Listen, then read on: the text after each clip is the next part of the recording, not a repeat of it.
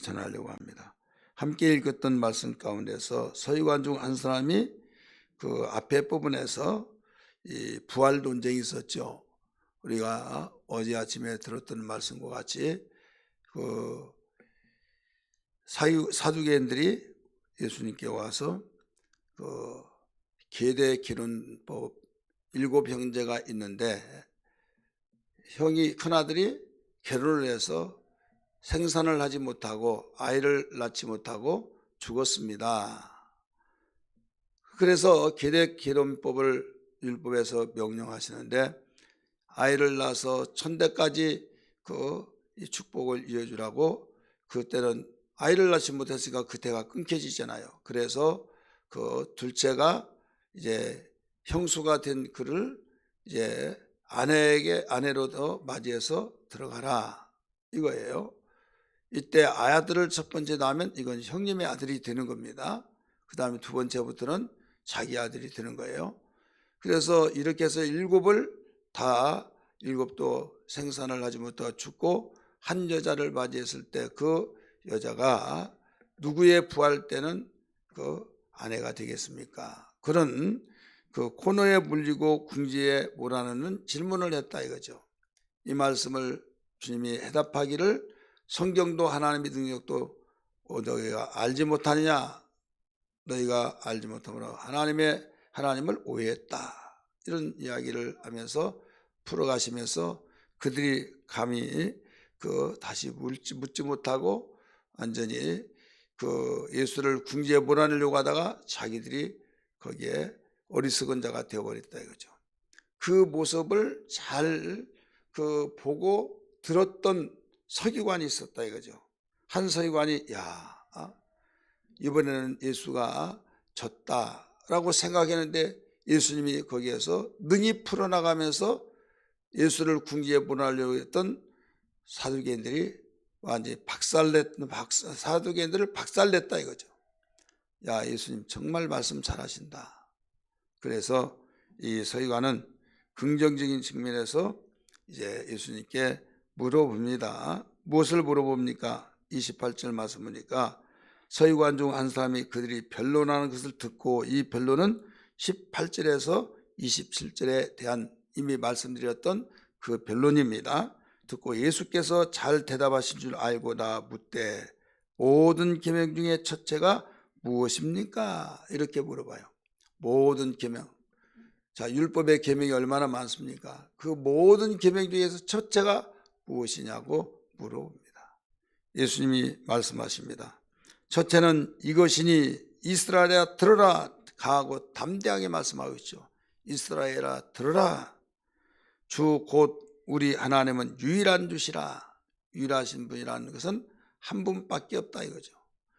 유일한 주시라. 네 마음을 다하고 목숨을 다하고 뜻을 다하여 힘을 다하여 주 너희 하나님을 사랑하라 하신 것이요. 둘째도 이와 같으니 네 이웃을 네 몸같이 사랑하라 하면서 이같이 이보다 더 큰 계명이 없다. 이렇게 예수님이 그 서기관의 질문에 대한 해답을 가르쳐 주셨어요. 그랬더니 서기관들이 선생님 옳습니다.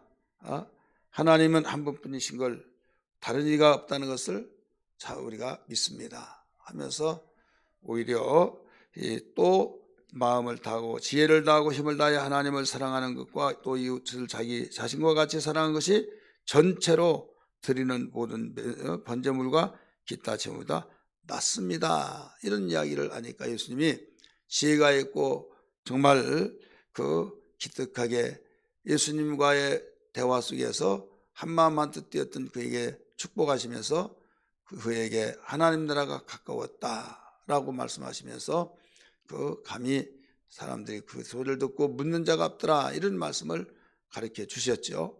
오늘 우리는 이 가운데서 알아야 할 것이 뭐냐면 세상에 수많은 것들이 많이 있지만은 최고가 뭐냐, 항상 최고 이렇게 말하잖아요. 으뜸이 뭐냐 이런 말씀을 하듯이 우리가 성경에서 많은 말씀들이 있습니다만은 그 중에서도 첫 번째가 뭐냐, 굉장히 중요한 내용입니다. 왜 중요한가 하면 많은 것이 있지만은 그 많은 것을 다 취하려고 하다가 이 맨 꼴치를 말치를 취하다가 으뜸되는 것을 놓치는 경우가 있잖아요. 그래서 다른 건 다 놓치더라도 이것만은 놓치지 않겠다. 정죄가 될 수 있죠. 살아가면서 수많은 것을 가리키고 또 당부를 하고 자녀들에게 자식들에게 이모저모 다양한 것을 인간되라고 하면서 수없는 말을 가리켰지만은 마지막 죽을 무렵에 그 내용을 전체 다 가리킬 수는 없잖아요. 숨도 제대로 못 쉬는데 어떻게 말을 가리킵니까? 그 입술을 통해서 다시 한번 정리해서 가리키겠습니까? 그래서 유언이라는 것이 주어진 거예요. 유언은 할 말은 많고 시간은 없고 하고 말을 하고는 힘은 없죠. 그래서 힘을 다해서 한마디 한마디 나오다가 목이 탁 꺾이면서 죽는, 그래서 마지막 유언이 그렇게 중요한지라 법적으로 여러분 효력이 발생되어지는 그 유언, 그러니까 그동안 가르쳐 주었던 것을 액기스로 한마디로 딱 정리해서 말한 것이 그 생애 속의 유언이라 이거죠. 예수님이 말씀하셨어요. 3년 동안 열심히 많은 걸 가르쳤죠. 많은 걸 가르쳤는데 그 첫째가 뭐냐? 하나님 사랑, 둘째는 이웃 사랑. 토탈 사랑이라 이거죠. 첫째도 사랑이요 둘째도 사랑인데 하나는 첫째 사랑은 하나님 사랑이고 둘째는 이웃 사랑이다. 그러니까 우리는 신앙생활에 어떤 방향으로 어떤 핵심으로 신앙생활을 해야 된다는 걸 주님이 여기서 잘 가르쳐주고 있는 거예요. 여러분, 말쟁이 또 설득력 또 많은 사람의 심리를 통해서 그 이해한답시고 가르쳐줘서 하나님으로 포장해가지고 가르치는 사람들이 얼마나 많습니까? 그러면서 우리는 가정이 최고다. 가정이 최고다. 가정을 하나님이 이해하시고 가정의 행복을 위하여 여러분 이렇게 가르쳐주는 사람들이 많죠. 그러면서 교회에 그렇게 못 나가게 하면 내일을 위해서 한보를 위해서 두보 전진을 위해서 한보는 후퇴하라. 핍박이 다 가시고 다 이 반대가 이제 가라앉으면 그때 자라목 딱 올리 나오게 하듯이 그때 하더라도 늦지 않는다. 새털 같은 많은 날 하면서 설득을 시킬 때요. 정말 핍박하고 예수 너 이혼이냐? 너 교회를 택할래? 이혼을 택할래? 막 하면서 예수도 택하고 나는 가정도 택하고 막 하면서 그렇게 이야기하면 그것 말고 하나만 택하라 막 하면 여기에서 나는 둘 다 똑같이 택한다. 하나님이 가정 세우시고 또 하나님이 그 이상 먼저 세상을 만들었고 모든 것을 다 이야기하면서 이야기할 때요. 뭐라고 합니까? 신바람이 나가지고 요것 봐라 하면서 막 비판을 하면서 그런 사람들이 있었어요.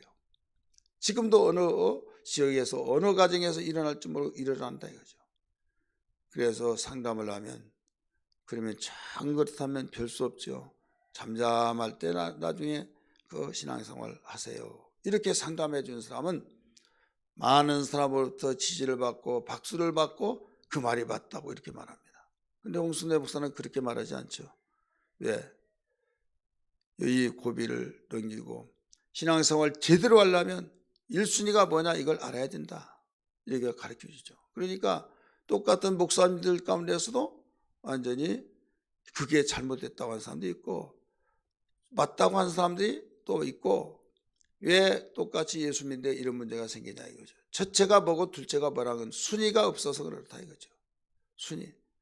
여러분 우리는 두리뭉실 하다가도요 어느 날 선택할 때 그때 1순위가 뭐다는 것을 드러내는 시간들이 필요할 때가 있어요. 그래서 항상 마음속에 1순위는 뭐냐, 나의 신앙생활의 1순위는 뭐냐, 세상에 알지도 못하고 거짓신에 사로잡힌 자들도 바로 자기가 믿고 있는 신이 1순위라고 해서 이 이슬람 종교에서 어떻습니까? 바로 성전, 거룩한 성전이라 생각해서 전쟁을 선포하면서 목을 초계같이 버리면서 자사폭탄 가지고 막 침투에 들어가고 그러지 않습니까?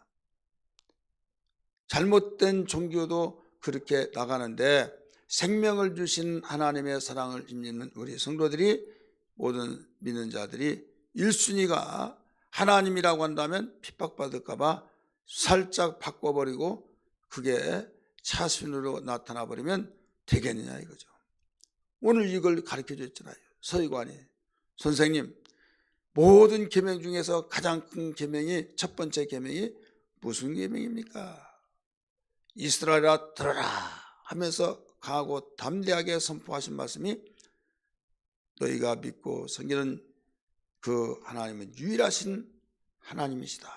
한 분밖에 없다 이거죠. 참신은 한 분밖에 없는데 바로 마음을 다하고 성품을 다하고 뜻을 다하고 힘을 다해서 주의 하나님을 사랑하라. 이것이 첫째는 계명이다.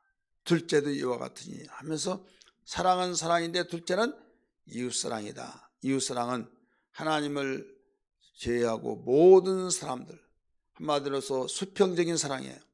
나의 부부간의 사랑부터 부자간의 사랑, 부모 형제간의 사랑, 또 이웃사람의 사랑 해서 모든 이웃사랑이 바로 이 땅의 사람들을 사랑하라는 거죠. 그러면 첫째 사랑은 수직 사랑이에요. 수직. 하나님이 아들 독생자를 이 땅에 보내셨죠. 그래서 이 수직으로 올라가는 사랑. 두 번째는 수평으로 이루어지는 사랑. 이 말은 무슨 말인가 하면, 십자가가 그냥 십자가 된 것이 아니잖아요. 수직을 긋고 수평을 그을 때 십자가가 되듯이 하나님의 사랑이 나에게 있을 때 이웃사랑을 제대로 할 수 있는 것이다. 이것이 온전한 사랑이라 이거죠. 하나님의 사랑, 수직사랑을 빼놓고 가정 행복, 효자하면서 사랑하면서 하나님 사랑을 제외시키고 사랑하는 동안은 것은 박애주의 사랑, 하나님 없이 우리가 사랑해서 행복을 누리자, 평화를 누리자, 이게 외침은 그럴듯한데 사랑의 출처가 없기 때문에 이것은 말에 불과한 거예요. 잘 이루어진 것 같지만은 속에서 굶어 썩어져 가면서 겉으로는 사랑이 이루어진 거예요. 그러니까 진정한 사랑이 될 수가 없는 거예요. 여러분, 출처가 반드시 있어야만 됩니다. 논문을 쓸 때 출처를 밝히는데 만약에 밝히지 않고 카피를 하면 그것은 위법이 되는 것처럼, 사랑운동을 하더라도 그 사랑이 어디에서 나왔느냐, 그 사랑의 출처가 없이 움직여진 것은 박애주의 사상, 인간 사랑이 되어서 인간의 속성은 죄인이기 때문에 어떤 막다른 골목에 가면 다 무너져 버린다 이거죠. 하나님은 이걸 가르치신 거예요. 오늘 본문 이 사실을 우리에게 일러주신 거예요. 그래서 우리 성도들은 어떤 가운데서도 하나님 사랑, 이웃 사랑을 분명히 우선순위를 알고 신앙생활을 해야 될 줄 믿습니다. 믿으시면 아멘 하시길 바랍니다. 믿음의 조상 아브라함을 통해서 일러주셨잖아요. 아브라함이 하나님을 사랑하는데 이것을 시험하기 위해서 하나님 사랑한다고 하는데 이삭을 낳고 난 뒤에 이삭을 얼마나 사랑한지 하나님의 사랑을 잊어버린 것 같이 느껴질 때 하나님은 네가 나를 더 사랑한지, 네 자식을 사랑한지 내가 보리라 하면서 네 독자 아들을 바치라 했을 때 아들을 바치는 사건이 나타나죠. 이때 뭐라고 했습니까? 이제야 네가 나를 사랑한 줄을 알았노라, 이렇게 말하고 있죠. 우리 성경 볼까요? 창세기 22장 12절 말씀. 창세기 22장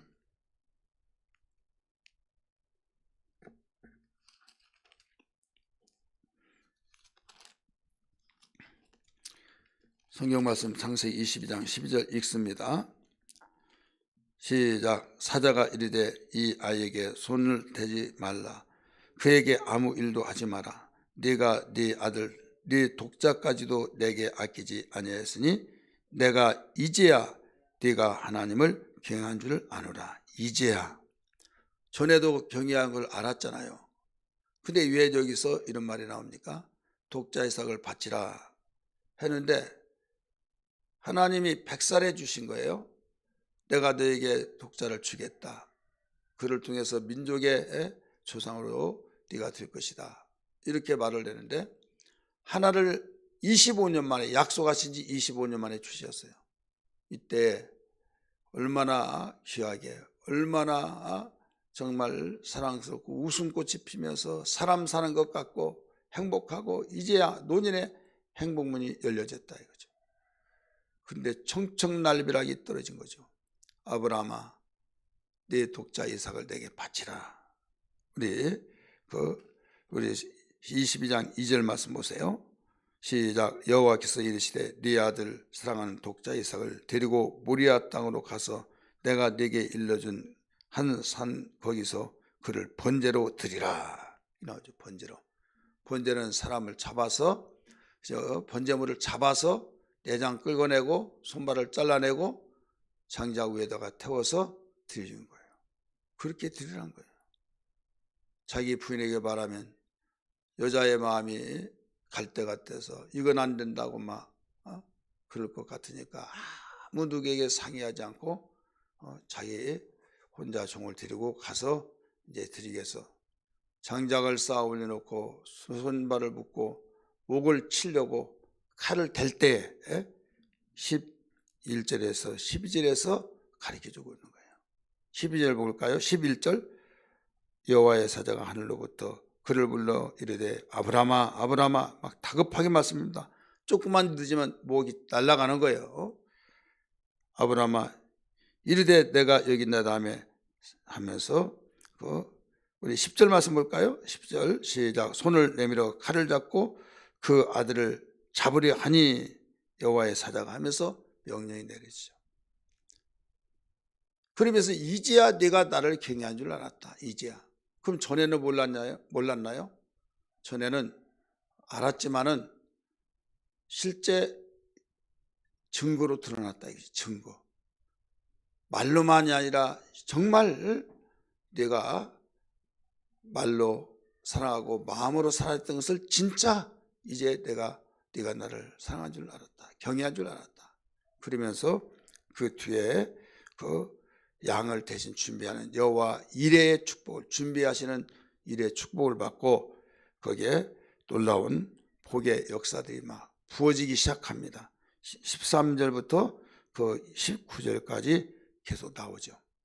오늘 이것이 하나님의 축복을 이어받는 놀라운 능력의 비결이요 축복의 비결이라는 걸 알아야 될 줄 믿습니다. 하나님은 당신을 더욱 1순위로 사랑하고 사랑한 이유는 사랑하라고 하는 것이 이유는 뭐냐면 우리에게 진정한 복을 주기 위한 겁니다. 돈 잃고 사람 잃고 이런 말이 있잖아요. 그래서 우리는 첫째는 하나님 사랑, 둘째는 이웃 사랑, 이 원리를 가지고 세상을 살아간다면 진동치 아니할 하나님의 나라와 하나님이 어떤 사망의 음침한 골짜기에서도 해를 받지 않게 하시고 집행위와 죄의 집행위와 막대기로 안위하시면서 지켜 인도하신 걸 믿기 바랍니다. 우리 성도들 이런 신앙의 그 우선순위를 가지고 신앙생활하기를 주의 이름으로 축원합니다. 할렐루야.